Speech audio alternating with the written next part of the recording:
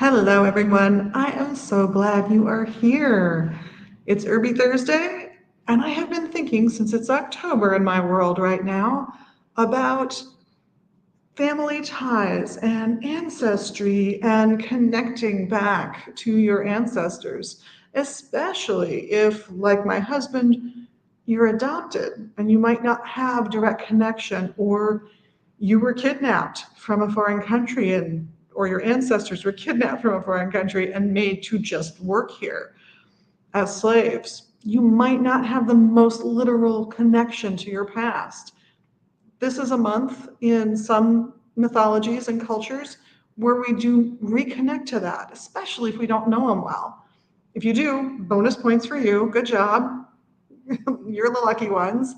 But that got me thinking about this beautiful herb, this fragrant, wonderful herb that you probably have in your kitchen. Any guesses? Yep, it's rosemary. It is. It's true. This has always been an herb about remembrance, and how it's been used for remembrance has changed through the centuries and from place to place, but it's always been about remembrance.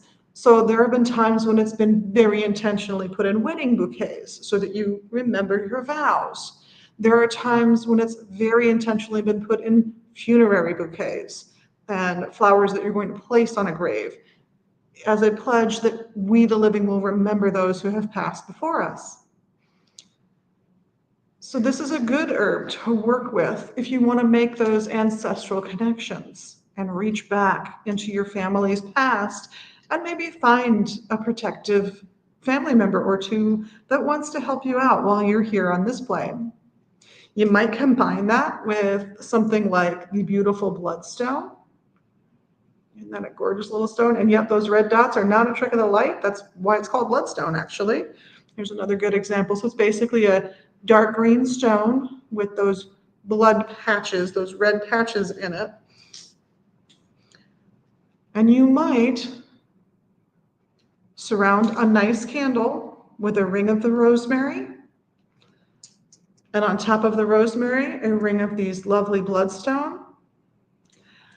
And then gaze into that candle flame, being open and wanting to make a connection, but only with your ancestors and only those ancestors that want to reach out to you to help you be the best person you can be and have the best success you can have.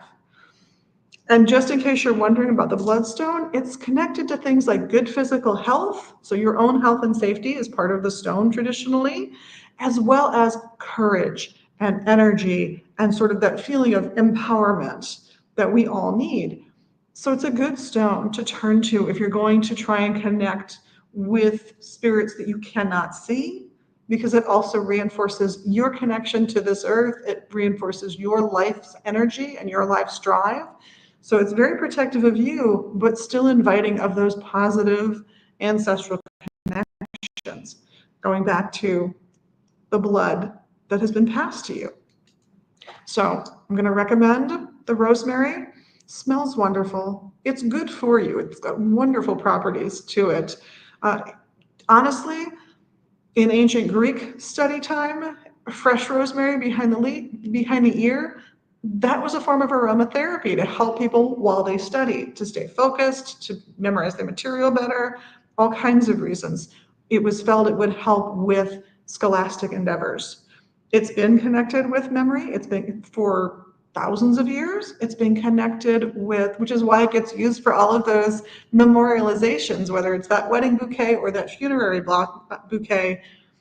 It's about remembering things. It's one of those instances, one of many instances, where the magic and the medicine of the plant from a traditional perspective go hand in hand. So I'm coming up on my time for this short. This is Liz at Magus Books and Herbs in Minneapolis. I'm hoping you're having a great week this week. Let me know what you like about rosemary, what you value about rosemary, or about the bloodstones. And I will see you next week for Herby Thursday and next Monday, not next Sunday. Sorry, I'll be at a Sewing Symposium on Sunday.